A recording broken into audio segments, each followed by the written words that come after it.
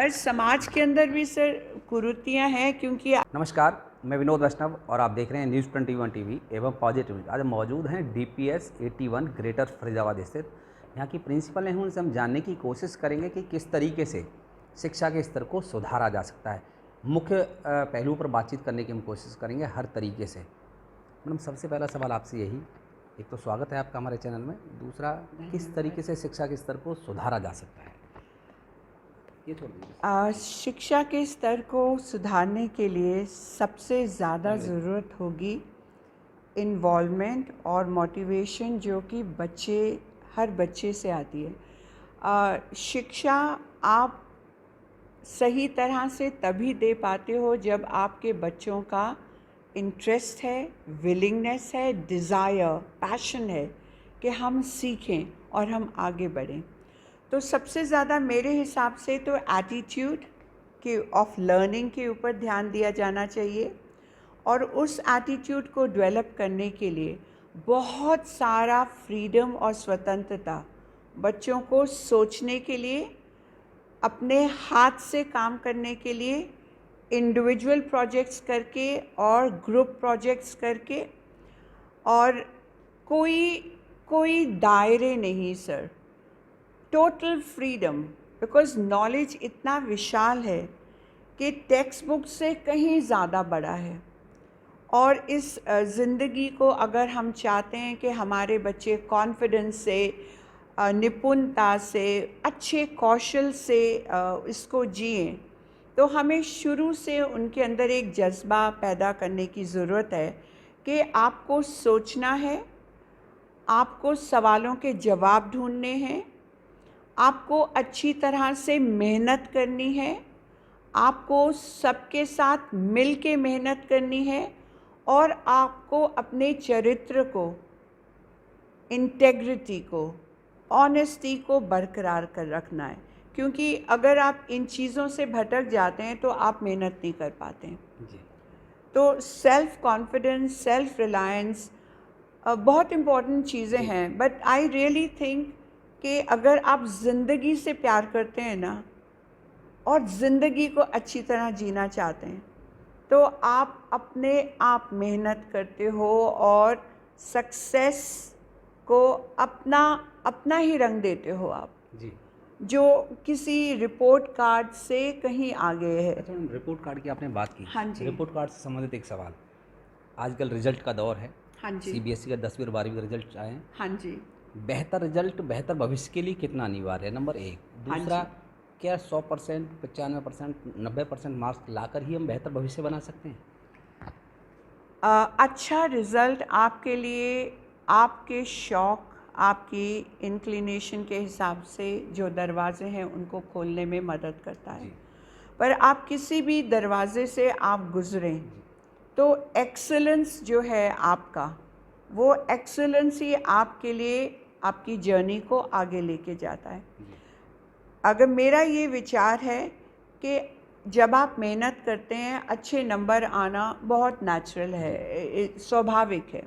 और हमारे स्कूल में जैसे कि फरीदाबाद का ओवरऑल टॉपर इस साल हमारे स्कूल से है लावण्या जैन, और शायद वो स्टेट में सेकंड पोजीशन पे भी है, मेरा सोच है। और हमारे पास पहले भी पिछले साल भी we were district toppers in class 10, उससे पहले साल डिस्ट्रिक्ट टॉपर्स इन क्लास 12। तो एक यंग स्कूल के लिए ये बातें बहुत इम्पॉर्टेंट हैं, और हम मायना इसका है।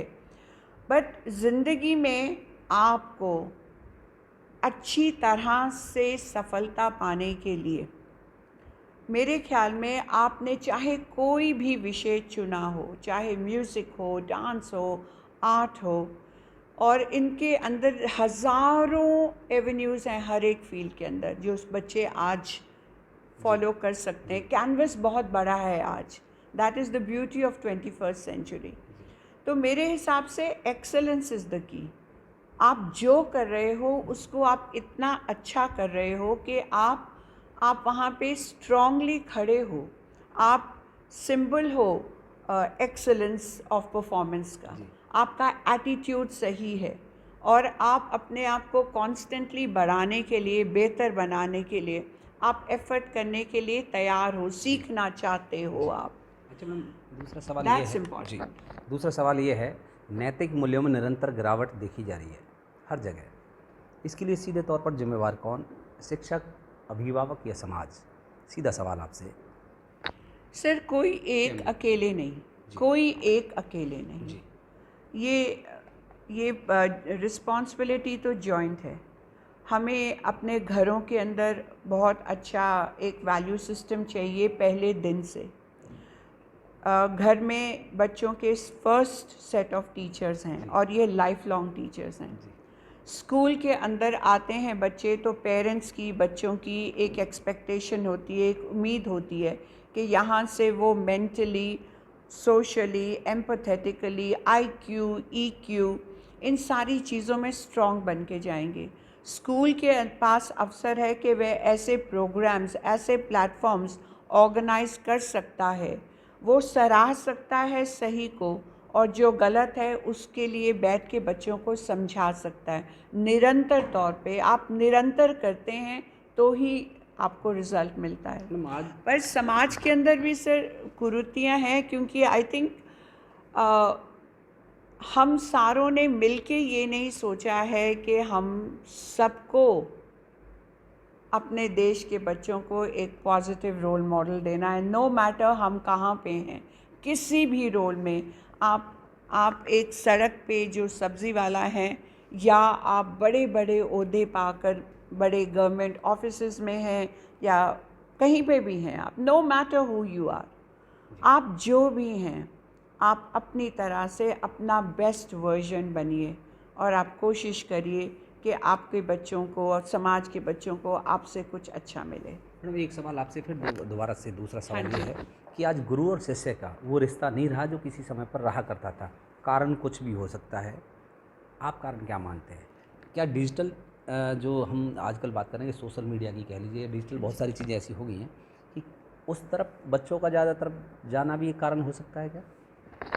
सर डिजिटल दुनिया की तरफ जाना is inevitable. IT is here to stay, और इसका रोल और बढ़ने ही वाला है इस समय में, राइट। बट मैं नहीं ये मानूंगी कि गुरु शिष्य के रिलेशनशिप में बदलाव ज़रूर है, पर वो उस बदलाव में बहुत कुछ पॉजिटिव है। हम जितना चाहते हैं कि बच्चे सोचना शुरू करें, तो एक ब्लाइंड फॉलोइंग शायद उनकी अपने टीचर्स के लिए नहीं होगी, बट अगर आपका थिंकिंग स्टूडेंट है तो डेफिनेटली वो अपने टीचर को रिस्पेक्ट करना जानता है। जिस दिन ये बात ख़त्म हो जाएगी ना सर, उस दिन स्कूल नहीं होंगे, फिर कोई शिक्षक नहीं बनेगा, अच्छा, फिर कोई अपनी ज़िंदगी नहीं देगा इस अच्छा, आप कॉज मेरी को। एक बात से तो इत्तेफाक शायद रखेंगे। हाँ जी। मैं बड़े स्कूलों की नहीं कर रहा हूँ, जैसा आपका बड़ा स्कूल है हाँ और भी जी। बड़े स्कूल हैं, जो फर्स्ट लेयर के स्कूल हैं उन्हें छोड़ दीजिए आप, हाँ जी। सेकंड और थर्ड पे आ जाते हैं। हाँ जी। थर्ड लेयर के स्कूल पे कम से कम राइट आज की डेट में जो मेरा मानना है, मेरा मानना नहीं मतलब जो शिक्षक खुद कहते हैं सर।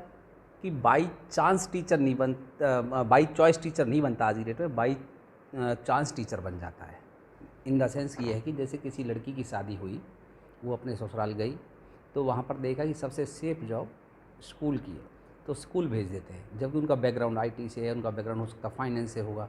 जब वो स्कूल जाएंगे तो उनका जब टीचर का मन ही नहीं रहा कभी, तो टीचर अगर बन के जाएंगे तो किस तरीके से क्वालिटी दे पाएंगे। और मेरा उन स्कूलों के लिए है जहाँ पर इस तरीके की चीज़ें होती हैं, सर बाई चांस या बाई चॉइस। कोई भी कारण हो आपका कि आप शिक्षक बने, राइट। स्कूल के सिस्टम का एडवांटेज ये है कि आप आधे दिन में घर चले जाते हैं, शायद लोगों को ये बात नज़र आती है, बट अगर आपने इस प्रोफेशन का चयन किया है तो ये आपके ऊपर एक एक्सपेक्टेशन बड़ी स्ट्रॉन्ग है कि आप एवरेज नहीं होंगे, आप किसी भी कारण इस प्रोफेशन में आए, बट क्योंकि आप आ गए हैं इसलिए अनिवार्य है। ठीक है, क्वालिटी कि दे आप- पाएंगे हम। क्यों नहीं सर, कौन नहीं सीख पाता? Everybody who wants to learn. आप अपनी स्किल्स पे, अपने नॉलेज पे आप भी मेहनत करें, आपके स्टूडेंट्स भी मेहनत करें, ये तो एक चॉइस है ना।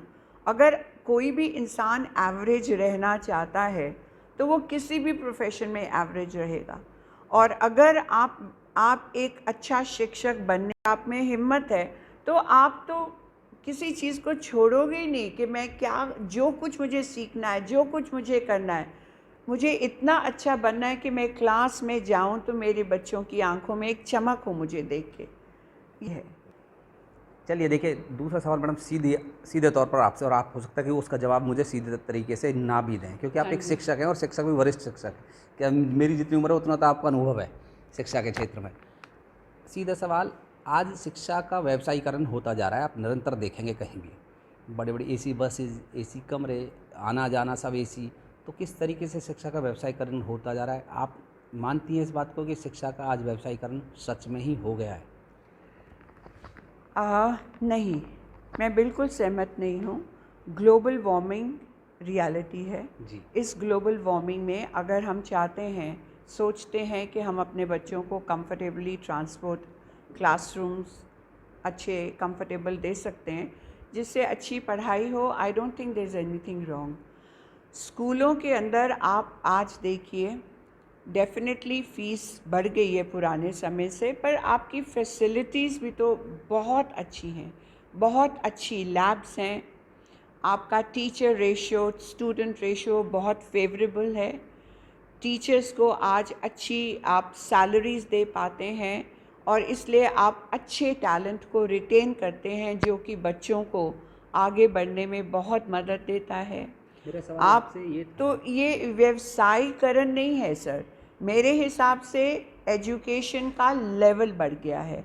अगर आप देखते हैं कि हमारी NEP 2020, अगर आप ऐसे जिस तरह का वैल्यू सिस्टम इसमें एनश्राइंड है, रिटन है, तो उसके लिए आपको बहुत सारे विभिन्न तरह के प्लेटफॉर्म्स अपने बच्चों को देने पड़ेंगे और देने भी चाहिए।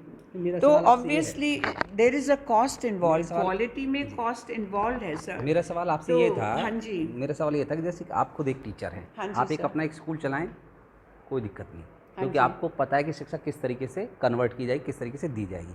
लेकिन कोई उद्योगपति आता है, करोड़ों रुपए लगा करके वो स्कूल खोल लेता है, तो उनकी मंशा तो सिर्फ और सिर्फ पैसा कमाना होगा। आप तो शिक्षा का महत्व जानते हैं, मैं मानता हूँ कि आप शिक्षाविद रही हैं, लेकिन क्या वो उद्योगपति जा पाएगा? मेरा सवाल सिर्फ इसलिए था कि आज कहीं ना कहीं व्यवसायीकरण हर लाइन में, हर क्षेत्र में, खास करके शिक्षा के क्षेत्र में ज़्यादा हो गया। ये आप सहमत हैं क्या इस बात से? सर अगर मैं अपनी ज़िंदगी की सारी भी कमाई लगा दूँ ना सर, जी। तो भी मैं स्कूल नहीं खोल पाऊँगी, राइट? ठीक है। तो अगर अच्छे उद्योगपति जिनका विज़न अच्छा है, जो अच्छी सोच रखते हैं, ज़रूरी नहीं कि हर कोई सिर्फ प्रॉफिट के लिए करता है। एक आप बड़े बैलेंस तरीके से आप एक अच्छा स्कूल कंस्ट्रक्ट कर सकते हैं जिसके अंदर बच्चों की एजुकेशन, उनकी रिक्वायरमेंट्स पे कॉम्प्रोमाइज़ ना हो। अगर वो कॉम्प्रोमाइज़ नहीं हो रहा और बच्चे स्ट्रॉन्ग और कॉन्फिडेंट एंड वेल एजुकेटेड बाहर निकल रहे हैं, तो आई थिंक हमें फोकस इन बातों पे करना चाहिए कि हमारे बच्चे आज के, अगर हम देखें इंडिया के बच्चे, I mean they are smart, skillful, ambitious. चलिए और DPS सवाल आपसे अब, हाँ जी। DPS 81 ग्रेटर फरीदाबाद क्यों बेहतर है अन्य स्कूलों से? क्यों माँ बाप, क्यों अभिभावक आपके स्कूल में ही अपने बच्चे को भेजें शिक्षा ग्रहण करने के लिए? कोई कारण बताएं आप। मैं बेहतर में नहीं जाऊंगी सर, बट मैं अपने स्कूल के बारे में ज़रूर जी, बताऊंगी, प्लीज़। क्योंकि हमारे भारत के हर एक बच्चे का हक है कि वो बेहतर स्कूल में जाए। DPS 81 जी।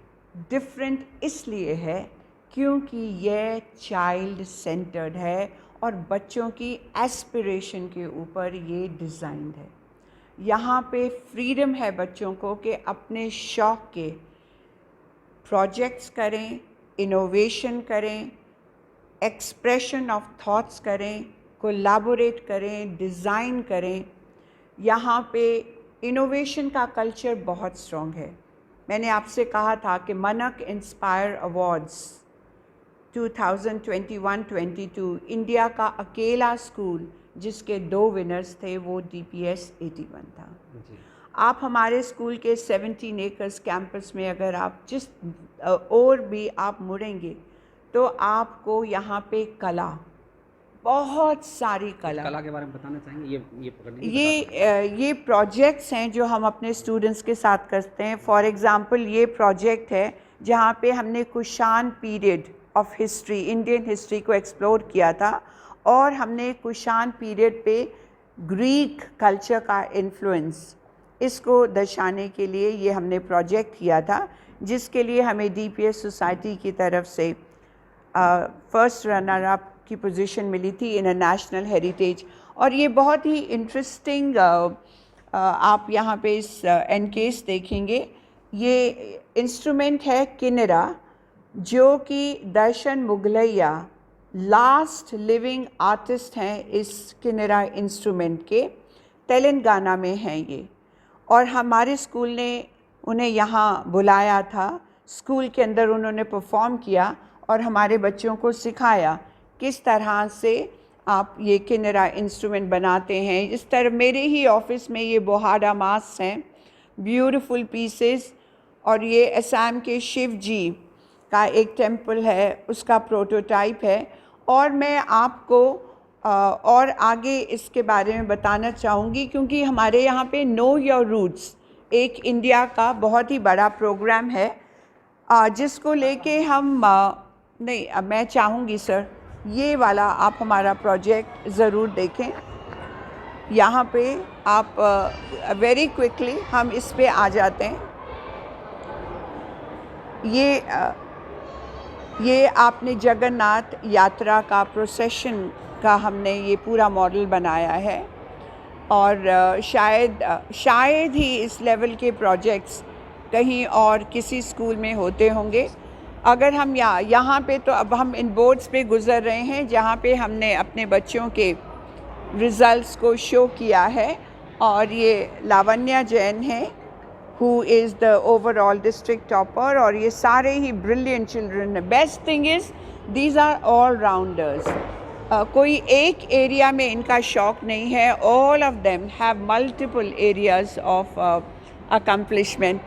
और ये आप देखिए सर, ये एक प्रोजेक्ट है, ये दिलवारा टेम्पल की सीलिंग्स को हमने रिक्रिएट किया है ये कागज़ के मॉडल से, और बहुत ही प्रिसाइज वर्क किया है ये।